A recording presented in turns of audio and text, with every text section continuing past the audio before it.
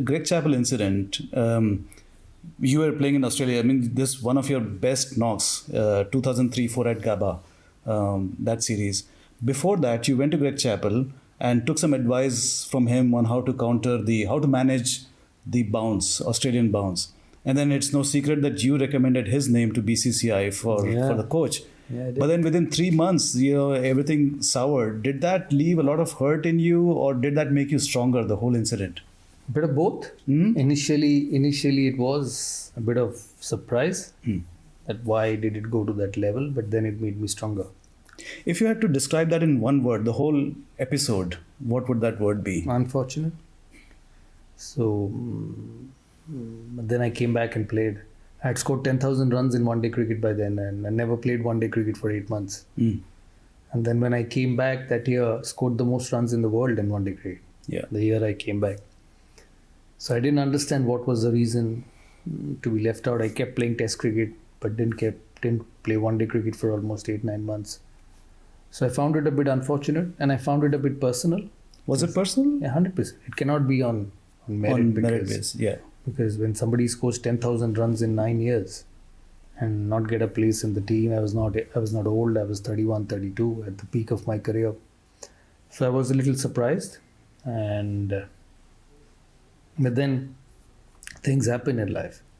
Yeah. Things happen in life, and you need to understand. You need to handle it. I came back stronger. I played 4 or 5 years after that, and kept performing even better. So it was unfortunate, but it made me stronger. It would have been a little humiliating to be dropped as captain from the team. And then would you just... And we had won that series. You had won the series. Would you go in front of the mirror and look at yourself and say, how dare they? Not anymore. At that time you did? Yeah, at that time you were playing, you were sensitive. Yeah. You were captain of India. And then with time, things go away. But look, you also made a fantastic comeback, a very dignified comeback. During that period, 1 year period, you were playing domestic cricket. You were playing tournaments which are not even first-class cricket. Buchi Babu and... It was fun. It was fun? Yeah, I went around the country playing cricket. So what was the motivation? Scoring runs. Just to keep scoring runs. Or was it to prove them wrong?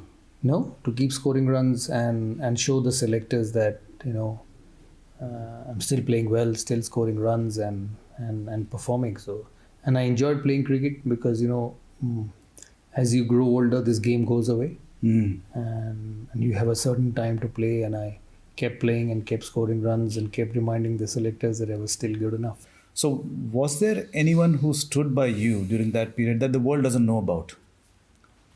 A lot of people, my teammates, friends, family. And I didn't mind going around playing domestic cricket. I played Ranji Trophy, I loved it. Got hundreds after hundreds, then went to Dilip Trophy in Guwahati, got 100 there, and just enjoyed playing because I knew I'll be back because of what I had achieved, and I had so much cricket still left. I knew it was only a matter of time. You still had a lot of cricket left in October 2008, Australia-India series. Pre-match day, you come for the press conference instead of MS Dhoni, and you give the match details and everything, the team details, and then you get up and then you deliver that iconic line, "One last thing, lads," which every media person who covers cricket remembers. And then you say, "This is going to be my last series." But why? You were playing the best cricket of your life. The last 18 months, probably you were playing better than Sachin. You made more runs than Sachin at the time. Yeah, but I think everything has to come to an end. I was 37 then. I was 37 and just didn't want to play anymore. Played more than 100 test matches.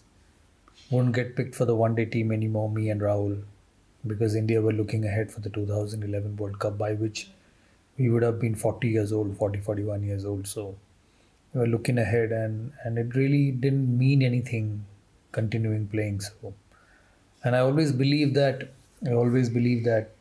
you need to go when you're still playing well, when you're on your high. And I played well that series. I had great 4-5 years before that.